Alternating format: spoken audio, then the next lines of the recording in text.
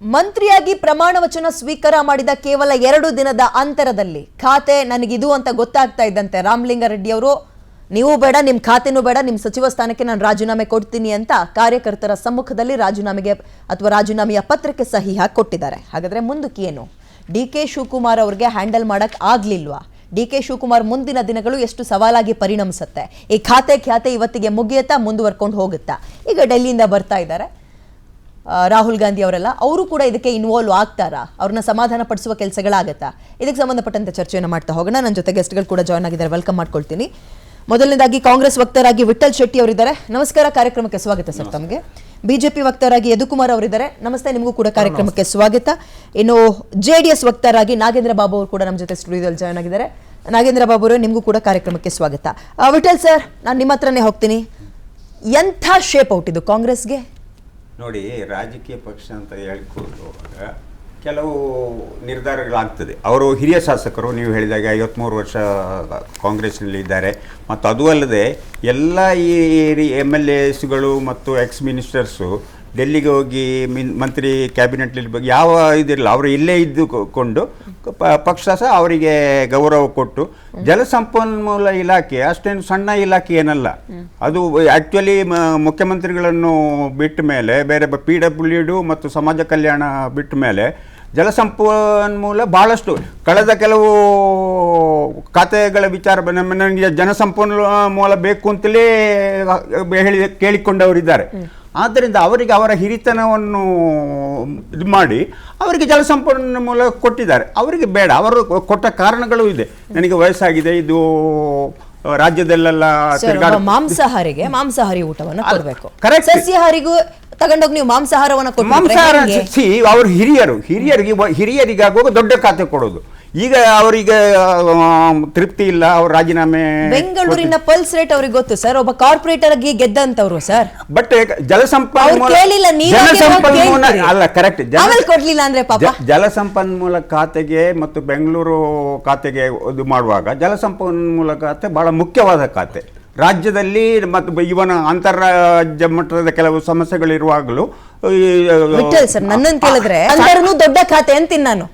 ಮೀನುಗಾರಿಕೆ ಅಥವಾ ಬಂದರು ಖಾತೆನೂ ದೊಡ್ಡ ಖಾತೆ ಅಂತೀನಿ ನಾನು. ದೊಡ್ಡ ಖಾತೆ ಸಣ್ಣ ಖಾತೆ ಅಲ್ಲ. ಆದ್ದರಿಂದ ಆ ರೀತಿ ನೀವು ಚರ್ಚೆ ಮಾಡೋದಿದ್ರೆ, ಆ ರೀತಿ ಯಾವ ಖಾತೆಯಾದರೂ ಸರಿಯಾಗಿ ನಿಭಾಯಿಸುವಂಥದ್ದು ಒಂದು ಪಕ್ಷ ನಿಷ್ಠೆಯುಳ್ಳ ಮತ್ತು ನಿಷ್ಠಾವಂತ ಕಾರ್ಯಕರ್ತರ ಅಥವಾ MLAಗಳ ಅದು ಬೇಡ, ನನಗೆ ಬೇಡ ಅಂತ. ಅದಲ್ಲದೆ ಅವರು ಯಾರ ಮೇಲೂ ಸಿಟ್ಟಿಲ್ಲ. ಅವ್ರು ಏನು ಹೇಳಿದ್ದಾರೆ, ನನಗೆ ಯಾರ ಮೇಲೂ ಸಿಟ್ಟಿಲ್ಲ. ಅದು ನಿಮ್ಮ ಭ್ರಮೆ, ನಿಮ್ಮ ಭ್ರಮೆ, ನಿಮ್ಮ ಭ್ರಮೆ. ಅದು ನೋಡೋಣ, ಕಾದು ನೋಡೋಣ.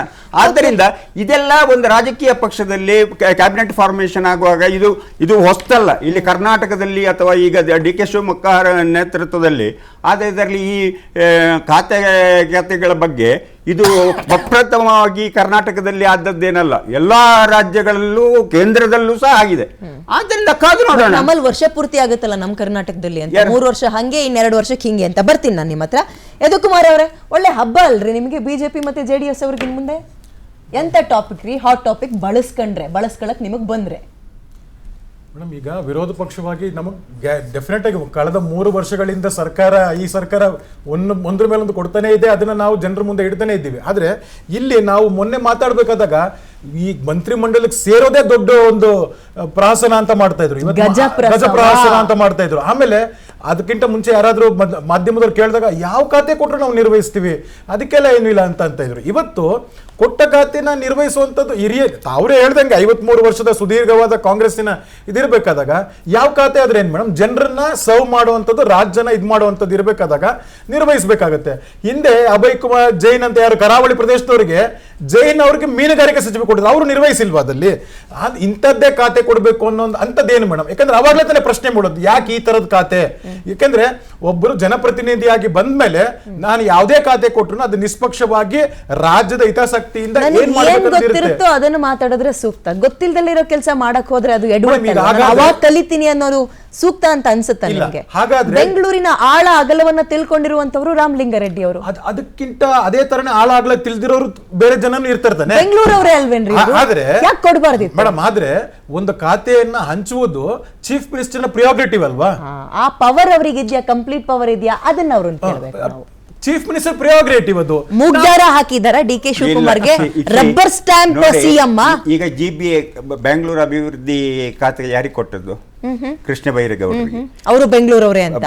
ಮತ್ತೆ ಅವ್ರು ಅಲ್ಲ, okay. ಬೆಂಗಳೂರು ಮಾತ್ರ ಅಲ್ಲ, ಕಂದಾಯ ಇಲಾಖೆಯಲ್ಲಿ ಅವರು 3 ವರ್ಷದಲ್ಲಿ ಬಹಳಷ್ಟು ಚೇಂಜಸ್ ಮಾಡಿದ್ದಾರೆ.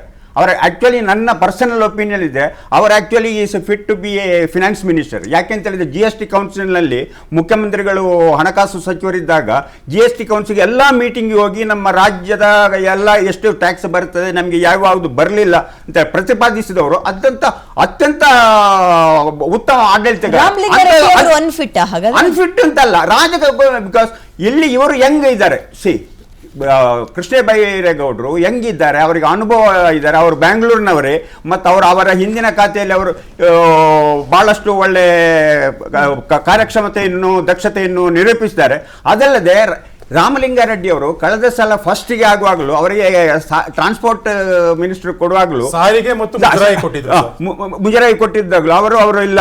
ಯಾಕೆಂದ್ರೆ ಅದರ ಮೊದಲು ಅವರು 2013-18 ಕೊನೆಯ ಸಂಪುಟದಲ್ಲಿ ಅವರ ಗೃಹ ಮಂತ್ರಿಯಾಗಿ ಕಾರ್ಯನಿರ್ವಹಿಸಿದರು.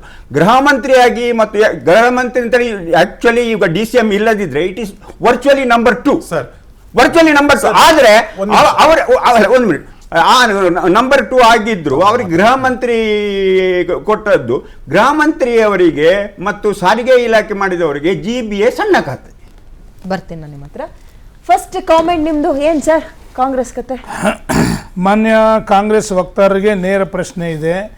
ನೀವು ಅವರೇ ಕೆಲವು ವಿಚಾರವನ್ನು ನಮ್ಮ ಮುಂದೆ ಇಟ್ಟಿದ್ದಾರೆ, ಜನಗಳು ನೋಡ್ತಾ ಇದ್ದಾರೆ. 53 ವರ್ಷ ಅನುಭವ ಇದೆ ಅಂತಕ್ಕಂಥ ಮೊದಲನೇದಾಗಿ ಹೇಳ್ತಾರೆ. ಮೊದಲನೇ ಹಂತದಲ್ಲೇ ಅವರಿಗೆ ಸ್ಥಾನಮಾನ ಕೊಟ್ಟಿರ್ತಕ್ಕಂಥ ಇನ್ನೂ ಗ್ರೇಟು, ಕೇವಲ ಒಂದು 13 ಜನಕ್ಕೆ ಕೊಟ್ಟಿದ್ದಾರೆ, ಅದರಲ್ಲಿ ಒಬ್ಬರು ಇವರು. ನೀವು ಹೇಳ್ತಾ ಇರ್ತಕ್ಕಂಥದ್ದು ಸಾರಿಗೆ ಅಂತ ಒಂದು ಅತಿ ದೊಡ್ಡ ಖಾತೆಯನ್ನು ನಿಭಾಯಿಸಿರೋರು ಜಲಸಂಪನ್ಮೂಲ ನಿಭಾಯಿಸೋದಕ್ಕೇನು ದೊಡ್ಡ ವಿಚಾರ ಅಲ್ಲ, ನಂಬರ್ 1. ನಂಬರ್ 2, ಹಾಗಾದರೆ ಸಾರಿಗೆ ಇಲಾಖೆನ ಈ ಕಂಟಿನ್ಯೂ ಮಾಡ್ಬೋದಿತ್ತು, ಯಾಕೆ ತೆಗೆದ್ರು? ಅಲ್ಲಿ ಫೇಲ್ಯೂರ್ ಆದ್ರ ದಿನ ಬೆಳಗಾದ್ರೆ ಅಲ್ಲಿ ಇರ್ತಕ್ಕಂಥ ಸಾರಿಗೆಯಲ್ಲಿ ಇರ್ತಕ್ಕಂಥ ವರ್ಕರ್ಸ್ ಎಲ್ಲ ಕೂಡ ಮುಷ್ಕರ ಮಾಡ್ತಾ ಇದ್ರು. ಅಂದ್ರೆ ಒಂದು ನಿಮಿಷ, ನಾನು ಮಾತಾಡಿಲ್ಲ, ಒಂದು ನಿಮಿಷ ಇರ್ಬೇಕು ನೀವು. ಸಾರಿಗೆಯಲ್ಲಿ ಎಷ್ಟು ಮುಷ್ಕರಗಳು ನಡೆದವು ಅಂತಕ್ಕಂಥದ್ದು ನಾವು ಕಣ್ಣಾರೆ ನೋಡಿದ್ವಿ. ಹಾಗಾದ್ರೆ ಸಾರಿಗೆಯಲ್ಲಿ ಫೇಲ್ಯೂರ? ಜನಸಂಪನ್ಮೂಲ, ಕುಡಿಯೋ ನೀರು, ರಾಜ್ಯದ ರೈತರಿಗೆ ನೀರು ಬೇಕಾಗುತ್ತೆ, ಹಾಗಾದ್ರೆ ನಿಭಾಯಿಸಕ್ಕಾಗಲ್ಲ ಅಂದ್ರೆ ರಾಜ್ಯದ ಜನತೆ ರೈತರ ಪರಿಸ್ಥಿತಿ ಏನು ಅಂತಕ್ಕಂಥ ಏನೋ ಯೋಚನೆ ಮಾಡಿದ್ದೀರಾ ನೀವು? ಹಾಗಾದ್ರೆ ನಾನೊಂದು ಮಾತನ್ನು ಹೇಳ್ತಾ ಇದ್ದೀನಿ, ಅದೇನೋ ಕುಣಿದೇ ಇರೋನಿಗೆ ನೆಲ ಡೊಂಕು ಅಂದಂಗೆ ನಿಮ್ಗೆ ಕೈಲಾಗದೆ ಇರೋರ್ನೆಲ್ಲ ಕರ್ಕೊಂಡ್ಬಂದು ಇವತ್ತು ನೀವು ಮಾಡ್ತಾ ಇದ್ದೀರಲ್ಲ. ಹೇಳ್ತಿದ್ರೆ ಯುವಕರಿಗೆ ಆದ್ಯತೆ, ದೇಶನ ಯುವಕರಿಗೆ ಆದ್ಯತೆ ಕೊಟ್ರೆ ನೀವು ಕೇವಲ ರೆಕಮೆಂಡು. ಯಾವ ಕರಿಗೇನು ಕರ್ಕೊಂಡ್ಬಂದ್ರಿ? ನನ್ನ ಮಗ ಕೊಡಿ ಅಂತ ಹೇಳಿದ್ರಿ. ಸಿದ್ದರಾಮಯ್ಯ ನನ್ನ ಮಗ MLC ಆಗಿದ್ರು ಪರವಾಗಿಲ್ಲ ಕೊಡಿ, ಯಾವ ಚುನಾವಣೆ ಗೆದ್ದಿಲ್ಲ ಅಂದ್ರಿ. ಕೇವಲ ನಿಮ್ಮ ಪ್ರತಿಷ್ಠೆಗಳಿಗೋಸ್ಕರ ಇಲ್ಲಿ ರಾಜ್ಯವನ್ನ ಪಣವಾಗಿಡ್ತಾ ಇದ್ದೀರಾ ನೀವು ಅಷ್ಟೇನೇ. ಇಲ್ಲ, ಅಭಿವೃದ್ಧಿ ಕಾರ್ಯಗಳು ಶೂನ್ಯ, ಯಾರಿಗೂ ಕೂಡ ಕಾಳಜಿ ಇಲ್ಲ. ಎಲ್ಲಿ ಹಣ ಬರುತ್ತೋ ಅಂತ ಒಂದು ಖಾತೆಗಳು ಬೇಕು ಬಿಟ್ರೆ ನಿಮಗೆ ಬೇರೆ ಖಾತೆಗಳು ನಿಮಗೆ ಬೇಕಿಲ್ಲ. ಯಾಕೆಂದ್ರೆ ಬಂಡವಾಳಕ್ಕೆ ಬಂದ್ವಿ, ಬಂಡವಾಳ ತಗೋಬೇಕು. ನಿಜವಾದ ಕಾಳಜಿ ಇರ್ತಕ್ಕಂಥ ಮಿನಿಸ್ಟರ್ ಏನಾದರೂ ಆಗಿದ್ದಿದ್ರೆ ಕೊಡಿ, ಶಬಾಷ್, ನೀವು ಜಲಸಂಪನ್ಮೂಲ ಕೊಟ್ಟಿದ್ದೀರಾ, ಮಾಡಿ ತೋರಿಸ್ತೀನಿ ಅನ್ಬೇಕಾಗಿತ್ತು. ಇದು ಒಬ್ಬ 53 ವರ್ಷದ ಎಕ್ಸ್ಪೀರಿಯನ್ಸ್ ಇರ್ತಕ್ಕಂಥ ನಾಯಕನ ಮಾತಾಡಬೇಕಾಗಿತ್ತು. ಇವತ್ತಿನವರೆಗೂ ಮಾನ್ಯ ಕಾಂಗ್ರೆಸ್ ಹೋಗ್ತಾರೆ ಒಂದು ಮಾತನ್ನು ಕೇಳ್ತಾ ಇದ್ದೀನಿ ಮೇಡಮ್, ನಿಮ್ಮ ಗಮನದಲ್ಲೂ ಕೊಡ್ತಾ ಇದ್ದೀನಿ. ಯಾವ ಪ್ರಮಾಣ ವಚನೆ ಶುರು ಆದಂಥ ದಿವಸದಿಂದ ಕೂಡ ಇವತ್ತಿನವರೆಗೂ ಒಂದೇ ಒಬ್ಬ ಮಿನಿಸ್ಟ್ರು ನಾನು ಹಗಲು ರಾತ್ರಿ 3 ವರ್ಷಗಳ ಕಾಲ ಕೆಲಸ ಮಾಡಿ ಸಾಧನೆ ಮಾಡಿದ್ದೀನಿ ನನಗೆ ಕೊಡಿ ಅಂತಕ್ಕಂಥದನ್ನ ಒಬ್ಬರ ಹೆಸರು ನೀವು ಹೇಳಿ, ನಾನು ಈ ವೇದಿಕೆಯಿಂದ ಎದ್ದೋಯ್ತೀನಿ. ನಾನು ಆ ಜಾತಿ ಒಂದು ನಿಮಿಷ ಹೇಳ್ತಾನೆ ಕೇಳಿ ಮೇಡಮ್, ಒಂದು ನಿಮಿಷ ಹೇಳ್ತಾನೆ ಕೇಳಿ. ಅಲ್ಲ, ಈ ಪದ ಯಾರು ಬಳಕೆ ಮಾಡಿಲ್ಲ ಅಂತಕ್ಕಂಥ ನಾನು ಹೇಳ್ತಿರೋದು. ಒಂದು ನಿಮಿಷ ಕೇಳಿ, ನೀವು ತೋರ್ಸಕ್ ಕೇಳಿ, ಅವ್ರನ್ನ ಅಂಕಿಅಂಶಗಳು ಕೂಡ ಕೇಳಿ ನೋಡೋಣ. ನಾನು ಹೇಳ್ತಾ ಇರ್ತಕ್ಕಂಥದ್ದು, ನೀವು ಎಲ್ಲೂ ಕೂಡ ನಂದು ಆ ಜಾತಿ, ಈ ಜಾತಿ, ಈ ಗುಂಪು, ಈ ಸ್ವಾಮೀಜಿಗಳು, ಇವರು ಹೈಕಮಾಂಡ್ ರೆಕಮೆಂಡು 4 ಗುಂಪು ಮಾಡ್ಕೊಂಡಿದ್ದೀರಾ. ಒಂದು ಸಿದ್ದರಾಮಯ್ಯ ಗುಂಪು ಮಾಡ್ಕೊಂಡಿದ್ರೆ, ಒಂದು DK ಗುಂಪು ಮಾಡ್ಕೊಂಡಿದ್ದೀರಾ, ಒಂದು ಖರ್ಗೆ ಗುಂಪು, ಒಂದು ಹೈಕಮಾಂಡ್ ಗುಂಪು. ಈ ಗುಂಪು ಹೇಳಿದ್ರೆ ಅವ್ರಿಗಾಗಲ್ಲ, ಆ ಗುಂಪು ಹೇಳಿದ್ರೆ ಇವ್ರಿಗಾಗೋದಿಲ್ಲ. ಜನಗಳ ಪರಿಸ್ಥಿತಿ ಏನಿದೆ ಮಾನ್ಯ ವಕ್ತಾರರೇ, ಉತ್ತರ ಕರ್ನಾಟಕದಲ್ಲಿ ಮೊನ್ನೆ ಬಂದಿರತಕ್ಕಂಥ ಅಕಾಲಿಕ ಮಳೆಗೆ ಬೆಳೆಗಳೆಲ್ಲ ಸರ್ವನಾಶ ಆಗೋದು. ಒಂದೇ ಒಂದು ಮಿನಿಸ್ಟರ್ ಒಂದಿನ ಹೋಗಿದ್ರೆ ಅಂದ್ರೆ ಜನನೇ ಹೇಳಿರೋರು, ಸರ್ ನಮ್ಮ ಕಷ್ಟಕ್ಕೆ ಬಂದಿದ್ದೀರಾ, ನಡ್ರಿ ನಿಮ್ಮನ್ನು ಮಿನಿಸ್ಟರ್ ಮಾಡ್ತೀವಿ ಅಂತ ಹೇಳಿ. ಒಂದು ದಿನ ಒಳ್ಳೆ ಡೆಲ್ಲಿಗೆ ಫ್ಲೈಟ್ಗಳು ಹತ್ಕೊಂಡು ತಿರುಗಾಡ್ತಾ ಇದ್ದೀರಾ, ನಿಮಗೆ ಜವಾಬ್ದಾರಿ ಇದೆಯಾ ಅಂತಕ್ಕಂಥದ್ದು ನನ್ನ ಮಾತು. ರಾಮಲಿಂಗಾರೆಡ್ಡಿ ಅವರ ಮಾತಿಗೆ ಒಂದು ಇದು JDSನವರು ಹತಾಶೆಯ ಮಾತು. ಹತಾಶೆ ಅಂತ ಹೇಳಿದ್ರೆ ಅವರಿಗೆ ಇನ್ನು ಅಧಿಕಾರಕ್ಕೆ ಬರಲಿಕ್ಕೆ ಕರ್ನಾಟಕದಲ್ಲಿ ಸಾಧ್ಯವೇ ಇಲ್ಲ. ಬಿಜೆಪಿ ಅವರು ಸಹ ಅವರ ಸ್ವಂತ ಬಲದಲ್ಲಿ ಇಷ್ಟರವರೆಗೆ 113 ಸೀಟ್ ಗೆದ್ದಿಲ್ಲ. ಮೊನ್ನೆ ಜನಗಳು ಆಕ್ರೋಶಗೊಂಡಿದ್ದಾರೆ ಅಂತೇಳಿ ಎಲ್ಲ ಇದು ಭ್ರಮ ನಿರಸನ. ಯಾಕೆ ಭ್ರಮ ನಾವು ಆ ರೀತಿ ಮಾಡಿದ್ರೆ ನಾವು 2 ಉಪಚುನಾವಣೆಗಳಲ್ಲಿ ಗೆಲ್ತಾ ಇರಲಿಲ್ಲ. ಯಾಕೆ ಗೆಲ್ತಾರೆ? ನಮಗೆ ಜನರಿಗೆ ಬೇಕಾಗುವ ಕಾರ್ಯಕ್ರಮ ನಾವು ಮಾಡ್ತಾ ಇದ್ದೀವಿ. ಜನರು ನಮ್ಗೆ ಬೆಂಬಲ ಕೊಡ್ತಾ ಇದ್ದಾರೆ. ಮುಂದಿನ ದಿನಗಳಲ್ಲಿ ನಾವು ನಂಬರ್ಸ್ ತಗೊಳ್ಳೋಣ, ಡಿಸ್ಟೆನ್ಸ್ ನಂಬರ್ ತಗೊಳ್ಳೋಣ. ಯಾವುದು? ತಿಣಕಾಡ್ ಗೆದ್ದು ಬಿಟ್ರಲ್ಲ ನೀವು. 35,000 ಅಂತರ ಇಲ್ಲಿ, 4,500 ಅಂತರ ಇಲ್ಲಿ. 1 ವೋಟ್ ಆಗಲಿ 1 ಲಕ್ಷ ವೋಟ್ ಆಗಲಿ, win is win, defeat is defeat.